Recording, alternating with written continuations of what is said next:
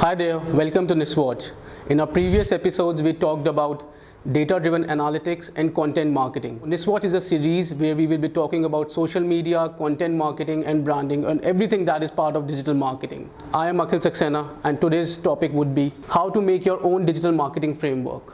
10 steps to learn digital marketing or learn online marketing in a day. Actually, web is flooded with such topics, but we all know that if magic potions were so easily available, we would have been pros in everything, not just digital marketing. So digital marketing, like any other profession, requires a lot of hard work, but what you can easily build is a framework upon which you can brainstorm and implement your learnings. So that's what we will be talking about today. So let me start. To start with, we should always have a formidable and concrete plan, and for that we need to have an objective. Everything starts with an objective, not a new thing. But how you make that objective, that is important. So in digital marketing, there are two broad kind of objectives, leads and conversions. Where a B2B company will always be concerned about getting more leads, and e-commerce company's main aim would be to get conversions. But these are very broad objectives. And to narrow them down to your actual goals, we need to make hypotheses and validate them. Let me give you an example how to make your hypothesis and validate. Example number one. Let's say I am a B2B company and I want to get more leads. So what I will do? I will spend more on Google ads, social media advertisements, and I will get more leads. This is hypothesis number one. Example number two. I'm an e-commerce company and I want to make a site structure which should actually compel the user to click on the buy button. So this is the manner in which you need to formulate your hypothesis and validate them. Now when you make your objective, then comes the most important part of content performance. We must have heard these things million times. Content is king, distribution is equally important. Now we all know that. But how you should actually make your content perform, that really matters. And when you talk about content performance, you have to make sure how you want your content to perform, because content is actually the thing which will take your user to meet your objective. So those two things would be organic search and social media sharing. Again, I'll take an example. A company which wants more leads would like its content to perform better on organic search.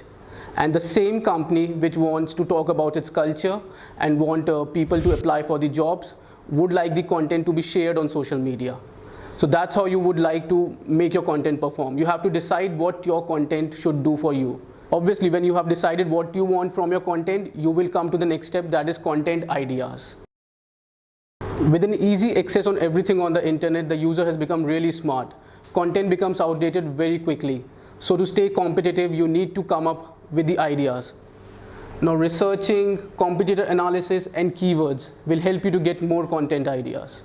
How to go about research? Know your customer. When you know your customer, you know your industry, you will research around it. There are a lot of things on the internet. You can do secondary research, you can even do a primary research, you can talk to people who have been in this field. So that's how you will get content ideas, by researching. Competitor analysis, know your competitors.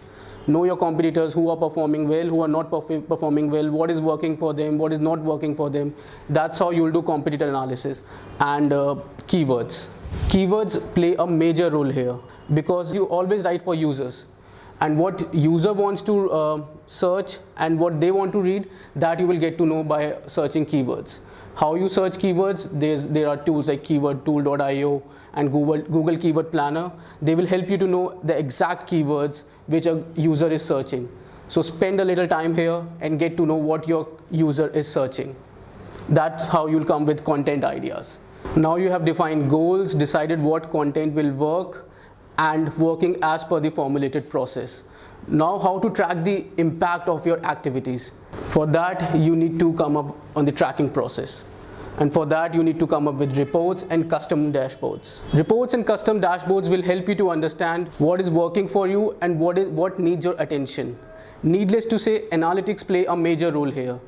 Google Analytics, heat maps, social media reports, and there are various other tools available online which you can use to track your activities. Finally, it's time to show results because they are an outcome of all the efforts you have put in the project. So your KPIs should be in sync with the organization's growth. So let's say your organization wants users to know about them. So one of your KPIs would be average time spent on the site. That is a very important parameter to know how much user wants to know about you. And there could be other KPIs as well, like bounce rate, etc. Because a bounce rate would be a user is coming onto your website and then going away. You don't want that. You want user to know about your company. So you would want to minimize the bounce rate. So make sure your dashboards are comprehensive and gives a true and clear picture of your campaigns. So let me again summarize it for you. First would be objective, which you have to decide whether you want leads, conversions, or you could have any other objective as well. Then how you want your content to perform. Should you want it to perform organically, or you want social media sharing? Then content ideas, because once you know how your content will perform, then you need to know what are the content ideas so that you can write content for the users. And once you know content ideas, you are working on your content, you have made strategies, you have defined your goals, then you would be obviously tracking them. So fourth would be tracking, and finally results, in which you should be making your KPIs in sync with the organization's growth. Well, that's it for today. Keep an eye out for more episodes on NISWatch, and don't forget to subscribe to our NISWay's YouTube channel. And if you don't want to wait for more episodes, go and check out blogs on nisway.com. And if you have any queries regarding this presentation or any other videos of ours, you can write to us at business@nisway.com. Till then, bye-bye. Thank you.